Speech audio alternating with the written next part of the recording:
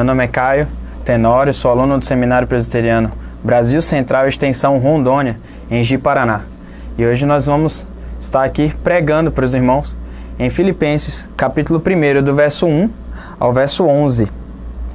Então, para isso, primeiro, gostaria de orar antes de começar.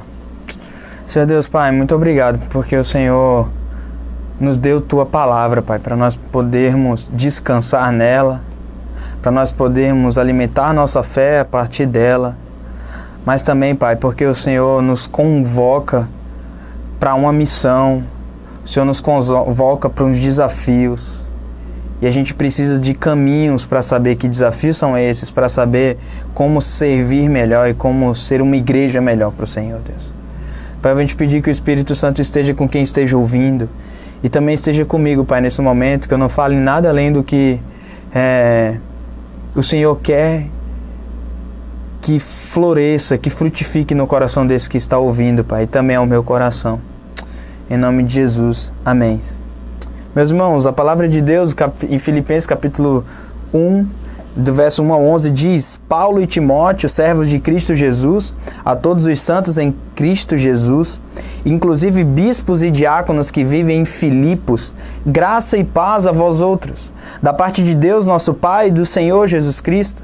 Dou graças ao meu Deus por tudo que recordo de vós, fazendo sempre com alegria súplicas por todos vós, em todas as minhas orações, pela vossa cooperação no Evangelho desde o primeiro dia até agora. Estou plenamente certo de que aquele que começou boa obra em vós há de completá-la até o dia de Cristo Jesus. Seja nas minhas algemas, seja na defesa e confirmação do Evangelho, pois todos sois participantes da graça comigo. Pois minha testemunha é Deus, da saudade que tenho de todos vós, na terna misericórdia de Cristo Jesus, e também faço esta oração, que o vosso amor aumente mais e mais, em pleno conhecimento e toda a percepção, para aprovardes as coisas excelentes e serdes sinceros e inculpáveis para o dia de Cristo, cheios do fruto do Espírito, o qual é mediante Jesus Cristo para a glória e louvor de Deus. Meus irmãos, eu fui criado sendo motivado a fazer esporte. Então, sempre gostei de fazer esporte, sempre fiz esporte. Eu tenho um irmão, então nós jogamos muita bola junto, desde muito pequenininho, criança, e nossos pais sempre incentivaram a gente a fazer esportes. E nós fizemos inúmeros esportes, tanto eu quanto meu irmão.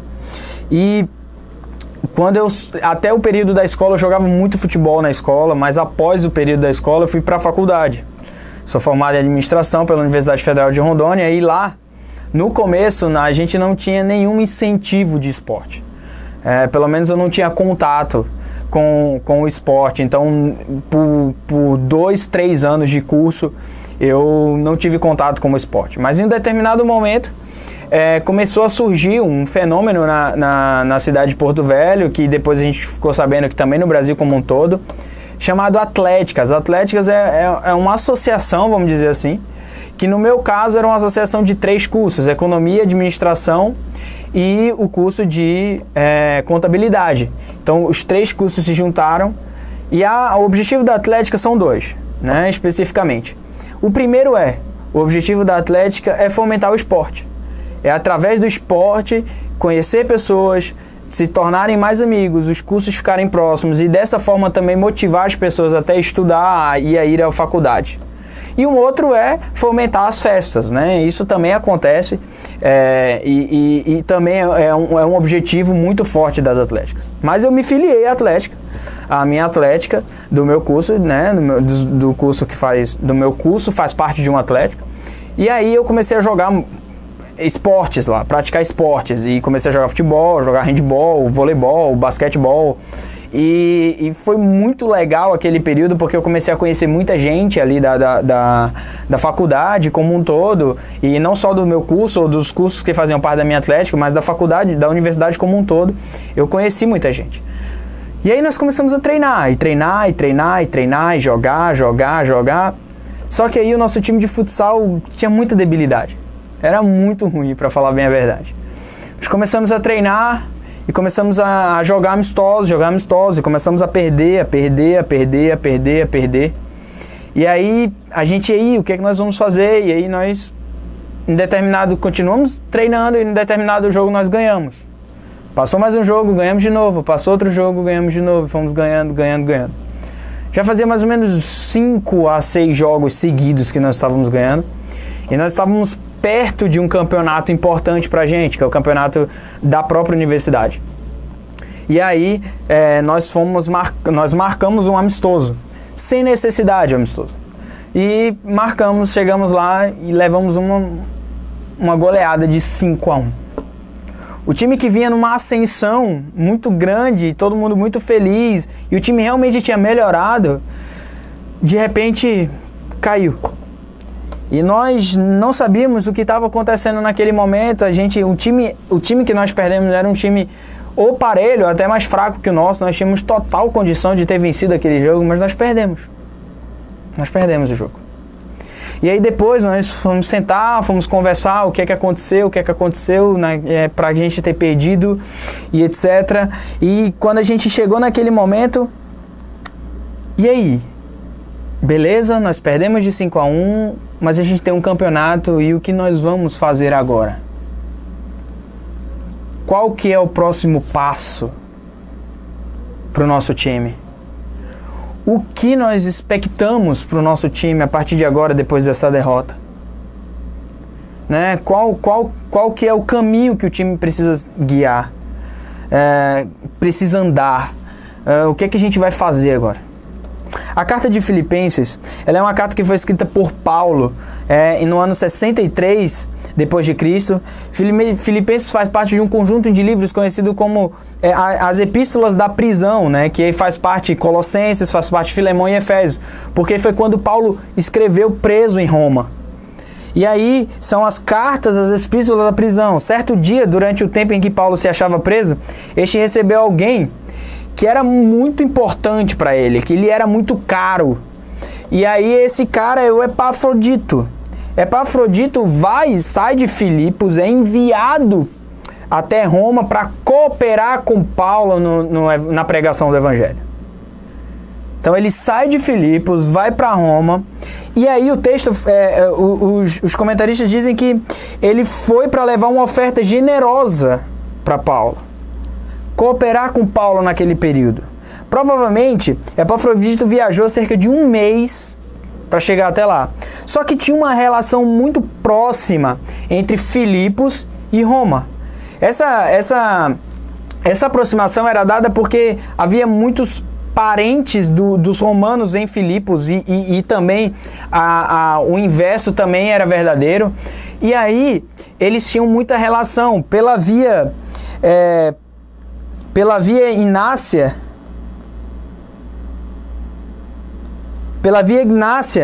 esses laços de sangue que tinha acontecido também, e esses laços políticos, por ser uma cidade perto de Roma, faziam com que houvesse muito deslocamento nesses lugares. De um lado para o outro, tanto de Roma para Filipe, de Filipe para Roma, havia esse deslocamento constante. Isso ajudava Paulo a receber as informações relacionadas a Filipos. Então significa que Paulo, para escrever a carta de Filipos, ele recebeu informação de Epafrodito, mas enquanto Paulo estava lá com Epafrodito, porque Epafrodito adoece, por isso que depois ele volta para Filipos e não continua a caminhada com o apóstolo Paulo, ele também entende-se que nesse período ele também recebia mais informações sobre a igreja de Filipe e o que estava acontecendo na igreja de Filipe. De qualquer modo, é plenamente evidente que apesar de haver transcorrido várias semanas desde que Epafrodito chegara a Roma, o apóstolo Paulo estava a par de tudo que acontecia lá. Ele ouvia as coisas. E sem dúvida adornasse sua confissão como uma vida que honrava a Deus. Porque eles estavam prontos, né? Paulo fala que eles estavam prontos a sofrer por causa de Cristo, estavam dispostos a fazer mais do que podiam para socorrer as necessidades dos outros. Estavam de fato dando um poderoso testemunho digno de ser imitado. Porém, isso não exclui que a igreja de Filipos também tinha problemas. E um dos problemas é justamente o que passa-se em Filipenses 4, versículo 2, que é justamente esses desentendimentos pessoais entre Sínteque e Evódia. E também outros perigos relacionados aos mestres, aos falsos profetas, aos falsos ensinos, às heresias que estavam nascendo. Tinham problemas normais. Os objetivos de Paulo quando escreve aos Filipenses, o primeiro é dar por escrito a expressão à sua gratidão. Paulo era muito grato. Por quê? Porque a igreja de Filipe ajudava ele. Envia Epafrodito para ajudá-lo, envia oferta para ajudá-lo. Provê a orientação espiritual de que a congregação necessitava. A igreja precisava também de orientações, não era porque ela era exemplo que ela não necessitava. Saturar as mentes e coração dos Filipos com espírito de alegria. De que, olha, vocês precisam se sustentar em Deus. Vocês precisam ser alegres em Deus, no plano de Deus. E quarto, convencer os filipenses do Espírito que opera bondade no coração para que deem a Epafrodito as mais cordiais boas-vindas. Porque Epafrodito vai para Roma, chega em Roma, adoece e ele tem que voltar. E aí parece que, como que Epafrodito volta para casa depois de não aguentar ficar com Paulo? E ele fala, olha, vocês precisam ter um coração bom com ele. A carta de Paulo é dividida em 5 partes. Primeira parte é a abertura, que é logo no começo, capítulo 1, versículo 1. Depois as ações de graças, que é o capítulo 1, versículo 2, que fala sobre a graça e a paz e a vós outros, da parte de Deus, nosso Pai, e do Senhor Jesus Cristo. Terceiro vem o corpo do texto, que é justamente do capítulo 1, versículo 3, até o capítulo 2, versículo 30. Depois nós temos as exortações, que é do capítulo 3 até o capítulo 4, versículo 20. E por último tem o encerramento do capítulo 4, versículo 21 ao versículo 23. Nos dias de Paulo, ele começa o texto falando: Paulo e Timóteo, servos de Jesus, servos de Cristo Jesus, a todos os santos em Cristo Jesus, inclusive bispos e diáconos que vivem em Filipos. Primeiro, eles escreviam a carta colocando o nome. Então ele fala, bota-se primeiro o seu nome. Em seguida vinha o nome da outra pessoa, que no caso era Timóteo. E depois a quem era endereçada a carta. E a carta, ela é endereçada para todos. A gente consegue observar no versículo 1 aí, justamente isso, que a carta é para todos os santos em Cristo Jesus. Paulo não separa panelinhas na igreja de Filipos. Paulo não está falando bem assim, olha, é só uma parte da igreja, são só os, entre aspas, mais pecadores, ou os que estão vivendo em imoralidade, ou que estão vivendo longe da presença do Senhor. Não, é para também quem está. Também é para os líderes, também é para os diáconos, também para os presbíteros, para os pastores, para todos. A palavra todos nessa perícope se repete 6 vezes, justamente mostra o quanto que Paulo estava dizendo bem assim, isso é para todos vocês. Todos vocês precisam disso. Todos vocês precisam dessa carta. Paulo usa o termo doulos no versículo 1, porque era mais ambientado para aquela circunstância. Para a cosmovisão dos filipenses, né? Para a cosmovisão deles, tratar doulos era interessante, porque para a gente hoje, no século XXI, principalmente aqui no Brasil, doulos significa escravo em grego. E falar de escravidão para a gente é muito complicado, porque a gente não tem essa percepção de forma integral. Mas naquele tempo, falar de escravo era normal para os colossenses, porque eles viviam isso. Eles o Paulo escolhe servo de Cristo para os filipenses, porque mostra um serviço de submissão e um serviço sacrificial. O povo de Filipenses tinha essa característica de um serviço de submissão e um serviço sacrificial. O título do sermão é Atitudes Necessárias para se tornar cooperador do Evangelho de Jesus Cristo. Porque agora, a partir do versículo 3, nós vamos ver características do povo de Filipenses na qual o tornam cooperadores, que o tornam dignos de ser chamados cooperadores do Evangelho. A primeira questão é a percepção da participação da comunhão dos santos. No versículo 3 fala: dou graças ao meu Deus por tudo que recordo de vós. Então Paulo diz: olha, eu agradeço pelo que eu lembro de vocês. E eu lembro com alegria súplicas por todos vós em todas as minhas orações. Por causa de quê? Pela vossa cooperação no Evangelho, desde o primeiro dia até agora. Paulo lembra o que marcou o coração dele quanto aos Filipos. E o que marca é esse trabalho sacrificial para o reino de Deus. Isso prova quando ele fala assim que desde o primeiro dia, que realça prontidão ao demonstrar que eram suscetíveis à instrução assim que a doutrina foi posta diante deles. Então, desde o primeiro dia, rapidamente, eles já se prostraram e ficaram prontos a cooperar com o reino de Deus. E a segunda frase é até agora, porque indica a sua perseverança. Vocês não deixaram morrer aquilo, mas vocês foram alimentando cada vez mais essa necessidade de servir. E aí a palavra cooperação no grego significa koinonia, que significa fraternidade, associação, comunidade, participação conjunta. Mas Calvino traz uma tradução interessante para koinonia, que é comunhão. A comunhão dos santos.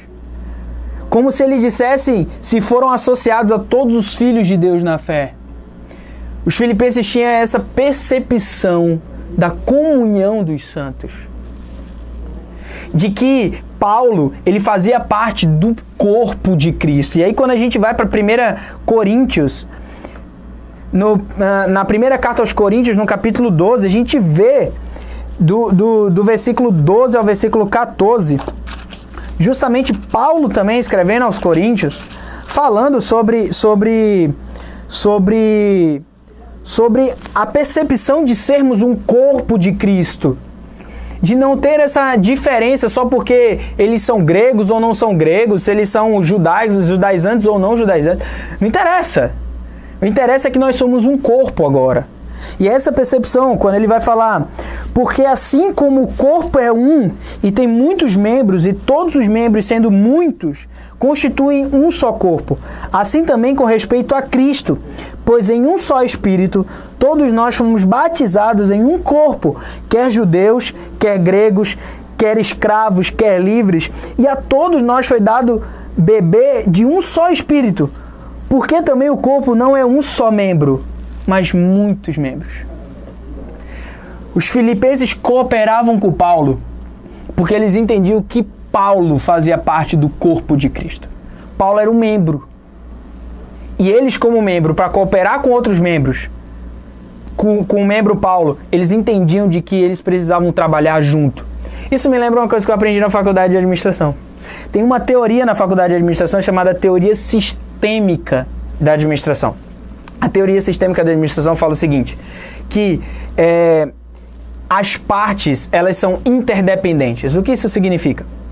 Que se tem um membro aqui e tem outro membro aqui, eles precisam um do outro, eles dependem entre si. Eles não vivem sem um ao outro. Eles fazem trocas. E isso é importante no meio, na percepção de koinonia. Porque é isso mesmo. Nós precisamos do outro. Eu preciso de você, você precisa de mim, nós precisamos de Cristo até o fim. Até o fim. E é isso que o texto fala, porque ele é a cabeça. Cristo é a cabeça desse corpo. E eu fico pensando, porque como que está a nossa percepção quanto ao corpo? Muitas vezes nós somos egoístas, porque a gente acha que é só a nossa igreja, a gente tem que fazer as coisas só para a nossa igreja, a gente só ajuda missionário da nossa denominação, a gente só faz as coisas para a nossa denominação, porque a gente acha que o reino de Deus é a nossa denominação.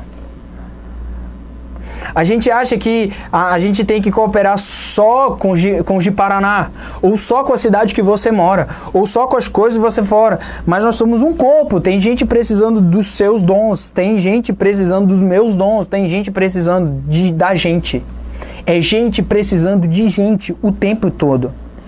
A Confissão de Fé, no seu capítulo 26, diz que todos os santos que pelo seu Espírito e pela fé estão unidos a Jesus Cristo, seu cabeça, têm com Ele comunhão nas suas graças, nos seus sofrimentos, na sua morte, na sua ressurreição e na sua glória. E estando unidos uns aos outros no amor, participam dos mesmos dons e graças e estão obrigados ao cumprimento dos deveres públicos e particulares que contribuem para o seu muito proveito.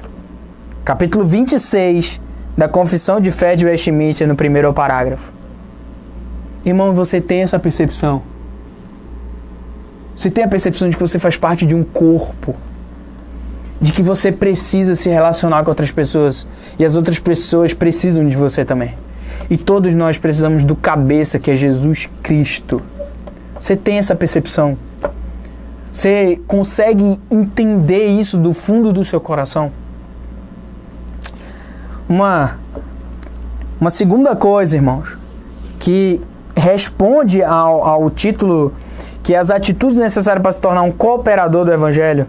A primeira é a koinonia. A gente precisa saber que nós somos um corpo. De que eu preciso trabalhar para o corpo, cooperar com o corpo. Nós somos uma comunhão de todos os santos, dos salvos pelo Espírito de Jesus Cristo e pelo sangue de Jesus Cristo. Mas uma segunda coisa, o trabalho é para, por e em todos nós. Olha o que fala o versículo 6, que para mim é a chave dessa perícope. Estou plenamente certo de que aquele que começou boa obra em vós há de completá-la até o dia de Cristo Jesus. Os filipenses continuavam no trabalho, mas Paulo dá uma palavra ou de motivação ou uma palavra de exortação. De motivação para aqueles que estão no contínuo trabalho, mas de exortação para aqueles que pararam o trabalho. E é interessante nós olharmos para esse texto de Filipenses, capítulo 1, com duas percepções dessa obra. Essa obra que nós adentramos quando o Espírito Santo mora dentro de nós, ela traz duas percepções para a gente. Ela traz uma percepção universal para a gente. E ela traz uma percepção pessoal para o nosso coração. A percepção universal é justamente que quando ele fala bem assim, aquele que começou a boa obra. A primeira coisa que nós precisamos entender é que obra é essa? É a obra do reino de Deus, a construção do reino de Deus. E a construção, essa obra, essa missão não é nossa. Essa missão é de Deus, é a Mission Day de Deus. Que nós fomos convocados, convidados para participar com muita alegria. Porque é sim motivo de grande alegria fazer parte da construção do reino de Deus.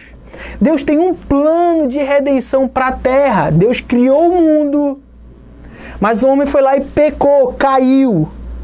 E aí, desde o período que caiu, Deus tem um plano de redenção através de Cristo Jesus e que nos convida pelo seu Espírito Santo que vem morar em nós. Lá em Atos capítulo 1 fala disso, do Espírito que desce sobre nós, para que nós fôssemos construir o reino de Deus. Nós temos a nossa parte nesse trabalho universal. Nesse trabalho que envolve um todo. Essa obra magnífica de reestruturação, de reconciliação, de redenção de toda a criatura. Não só do coração do ser humano, mas também de toda a criatura que chora e clama pelo Senhor. Essa é a primeira perspectiva. A segunda perspectiva é: Deus tem uma obra na tua vida. E aqui a gente entra num ponto interessante. Por quê? Porque Deus está também trabalhando o teu coração. Às vezes a gente perde a noção de que Deus cuida de nós. de que Deus tem um trabalho no nosso coração, que Ele tem feito um discipulado no nosso coração, Ele tem nos ensinado a viver. Que Ele quer tirar nosso coração desses desejos malignos, da concupiscência da carne, dessas questões que tiram e nos afastam de Deus. Ele tem uma obra no nosso coração. O problema é que o que falta pra gente é justamente a percepção de que eu não estou pronto. Eu não sou uma obra acabada, santa, pura. Pelo contrário. Eu sou incompleto, eu sou andon, eu ainda não sou um ser humano completo, porque o ser humano completo ainda não chegou. Ainda não chegou. É justamente viver na percepção do já, o reino já chegou. Mas ainda não. Ele ainda não está completo no nosso coração. Talvez hoje, você esteja com o coração buscando respostas, com dificuldades, com adversidades batendo a sua porta. Não esquece que Deus tem uma obra ainda na tua vida. Talvez você esteja lembrando de uma pessoa. Deus também tem feito uma obra no coração dessa pessoa. Pelo processo de santificação, nós todos vamos andar em uma obra até o dia de Cristo. Deus está fazendo a obra. Só que nós temos esse trabalho a fazer nas duas perspectivas. Nós precisamos entender que nosso coração é podre, mas que nós temos também esse trabalho de redenção do universo. Nós não podemos cair no erro da dicotomia grega de que o sagrado e o profano, de que Deus não liga para as coisas físicas, ou Ele só liga para as coisas espirituais. Mentira, porque toda a criação está no processo de redenção. E Deus nos chama para isso. Isso não é papel do pastor, isso não é papel de missionário, isso não é papel de evangelista. Isso é papel de todos. A carta foi feita para todos nós. A carta não é feita só para o povo de Filipenses, mas ela também é feita para o corpo de Cristo. Daqueles que têm a percepção de que nós somos um corpo, de que nós somos uma koinonia, uma comunhão, em um mesmo objetivo. Nós temos um trabalho a ser feito e Deus nos convida a participar desse trabalho. Em 1 Pedro, capítulo 2, versículo 9 diz: Vós, porém, que sois raça eleita, sacerdócio real, nação santa, povo de propriedade exclusiva de Deus, vocês são da koinonia, a fim de proclamardes as virtudes daqueles que chamou das trevas para a sua maravilhosa luz. Esse é o trabalho. Esse é o trabalho. Pregar o Evangelho. Em história, nós estudamos, na história da igreja nós estudamos que os grandes missionários, a forma como o Evangelho se espalhou pelo mundo, foi justamente por pessoas crentes, com a percepção de koinonia e com a percepção de que Deus tem um trabalho para ele, que Deus tem um trabalho por ele e que Deus tem um trabalho nele. É um trabalho para nós, é um trabalho por nós e é um trabalho em nós. Todos. Talvez você esteja se sentindo inútil. Talvez você esteja se sentindo sem uma razão para viver, sem saber o que fazer, sem ter noção de qual é a sua parte nisso. Você pode estar se perguntando: seminarista Caio, como que eu posso ajudar? Como que eu posso cooperar com o Evangelho? A igreja de Filipos foi lá e mandou uma oferta. A igreja de Filipos continuou trabalhando em Filipos. E esse é o ponto, você achar ali qual que é o seu papel no processo de redenção. Se você ainda não achou, calma. Deus está fazendo uma obra na tua vida. Calma. Deus está fazendo um trabalho, um processo na tua vida. calma. Calma. Tenha a noção de um todo, que você faz parte de um todo. Depois tenha a noção de que você tem um serviço e um trabalho. E se você não sabe qual é o seu serviço, o seu trabalho, peça a Deus, que o Espírito Santo dirá. Mas tem uma terceira coisa, irmãos, que nos remete também ao nosso tema,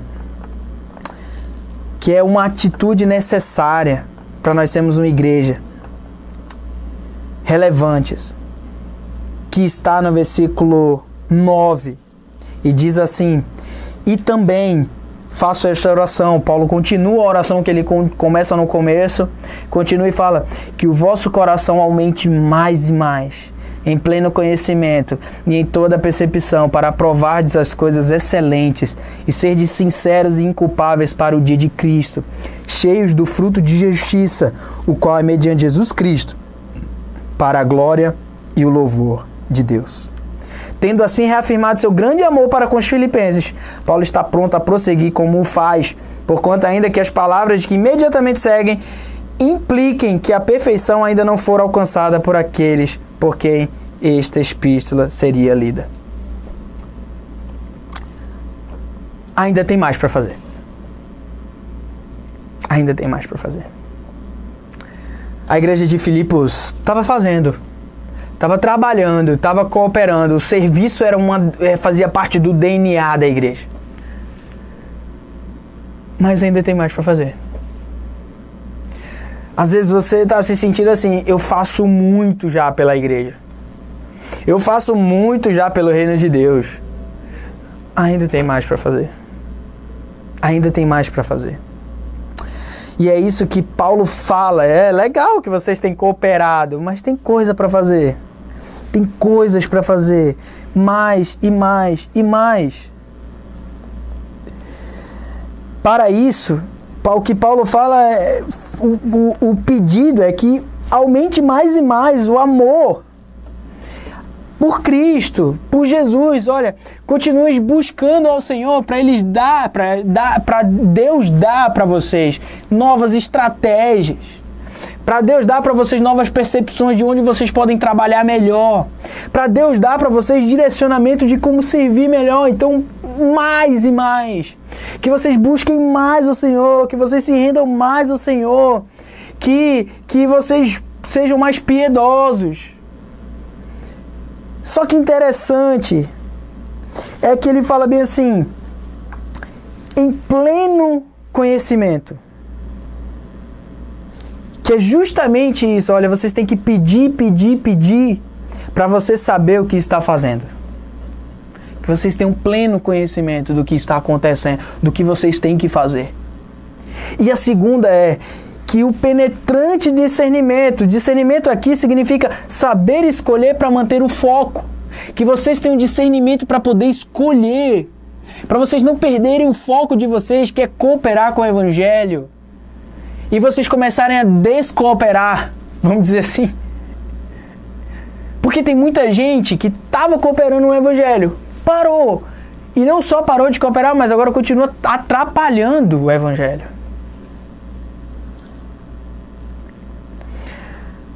Um outro termo que Paulo coloca aqui é cheios do fruto do Espírito. Em Gálatas, capítulo 5, fala sobre os frutos do Espírito, que significa amor, alegria, paz, longanimidade, benignidade, bondade, fidelidade, mansidão e domínio próprio. O que me chama a atenção nesses frutos do Espírito é que todos os frutos do Espírito, ele tem que desaguar no outro, se é que você me entende. Ele alcança o outro. A minha bondade, que o Espírito do Senhor, quanto mais eu estou cheio do Espírito do Senhor, a minha bondade alcança o outro, o meu amor alcança o outro, a minha alegria alcança o outro, a minha paz alcança o outro, a minha longanimidade alcança o outro. E para mim essa é a característica e o terceiro ponto que eu quero falar com vocês, que é uma santidade que alcança o outro. A minha santidade, ela não pode ficar só em mim, mas ela precisa alcançar o outro. Ela precisa trazer vida ao outro. Ela precisa mostrar evidências do amor de Cristo através de mim. Eu fico olhando para isso e fico pensando assim, uma coisa que me deixa com medo é de um dia, se a igreja acabar, sabe? Se a Igreja Presbiteriana do Brasil acabar, sumir, será que ela é relevante para a sociedade? O que a gente vê muito hoje é muito crente cheio, obesos espiritualmente, mas essa espiritualidade nunca chega para o outro. Ela nunca chega para o outro. A gente não prega o evangelho. A gente não é meio de graça para a vida do outro. A gente não doa. A gente não se dá. A gente não se doa pelo outro. Nosso coração está pronto só para receber, mas nosso coração não está pronto para dar. E eu fico me perguntando justamente disso. Que santidade é essa que chega em mim e para em mim? A santidade, ela precisa chegar em mim e fluir através de mim. Ela precisa chegar no outro. Através do meu serviço, através do meu abraço, através do meu trabalho, através da minha vida, através do meu dia a dia, através da forma como eu cumprimento as pessoas, através da forma como eu vou ao mercado. De todos os sentidos, a santidade precisa alcançar o outro. Nós precisamos parar de ser egoístas a ponto de achar que a gente que é crente, a gente sabe o que Deus fez na cruz por nós e o quanto isso mudou a nossa vida, e quanto isso é importante para nós, e quanto isso é valoroso para nós. Mas a gente guarda esse tesouro para nós. Nós não o distribuímos. E esse é um perigo para a igreja, porque a igreja para de ser relevante. Ela para de cumprir seu papel na sociedade, de ser una. Ela para de cumprir sua sociedade de ser santa. Ela para de cumprir seu papel de ser apostólica. E ela para de cumprir seu papel de ser católica ou universal. Quando a santidade chega nela e para nela, ela perde o seu papel. E a minha pergunta é justamente essa para você. A santidade chegou até você e parou? Ou você tem feito frutificar essa santidade? Você tem feito essa santidade fluir na vida dos outros? Você tem cooperado com o evangelho? Você tem feito frutos de justiça através de Jesus Cristo? Meus irmãos, para concluir, o meu time estava perdendo esse gão. E qual era o próximo passo agora? Qual que é o próximo passo que nós vamos dar? Qual que é o próximo passo? A gente viu três coisas. Três características.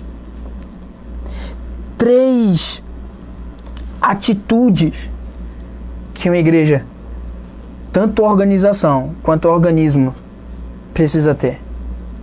A primeira é a percepção de comunhão, de koinonia, que nós fazemos parte de um corpo de Cristo, que o cabeça é Cristo. A segunda coisa é que nós precisamos entender que nós temos um trabalho, e esse trabalho vai muito além do trabalho em mim, mas também o trabalho todo. É um trabalho universal. E é um trabalho pessoal. E a terceira coisa, a gente precisa entender que nós precisamos buscar ser santos, buscar ser cheio do Espírito Santo, buscar um avivamento no nosso coração. Mas nós precisamos entender que isso precisa alcançar o outro. Uma das características marcantes dos avivamentos era de que ele mudava também a sociedade na qual ele acontecia. E agora, qual é o próximo passo? Qual é o próximo passo para ganhar o campeonato que está a seguir? Talvez o próximo passo, Deus esteja chamando a gente para um desafio. O desafio de ser igreja.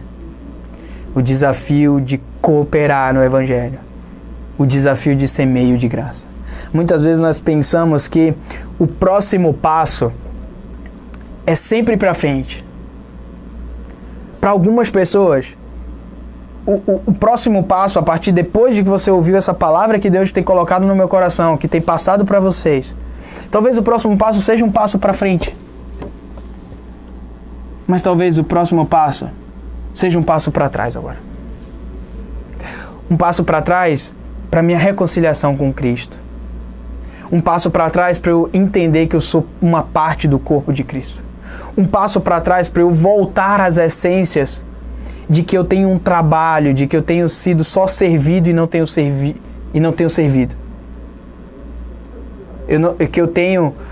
E aí, um passo para trás para entender que eu preciso me relacionar mais e mais e mais com Deus. Porque quanto mais eu me relaciono com Deus, mais Deus é visto através da minha vida, na minha relação com o próximo. Eu consigo ter palavras melhores, conselhos melhores. E a glória de Deus vai sendo vista através da minha vida quando eu me relaciono mais e mais com Deus. O meu time estava precisando dar um passo para trás. Um passo da humildade, de reconhecer que tinha um time melhor. Espero que você consiga ter a consciência de que para onde vai ser o seu passo. Vai ser um passo para perto de Deus, ou se vai ser um passo mais para longe de Deus. Que Deus te abençoe. Em nome de Jesus. Amém.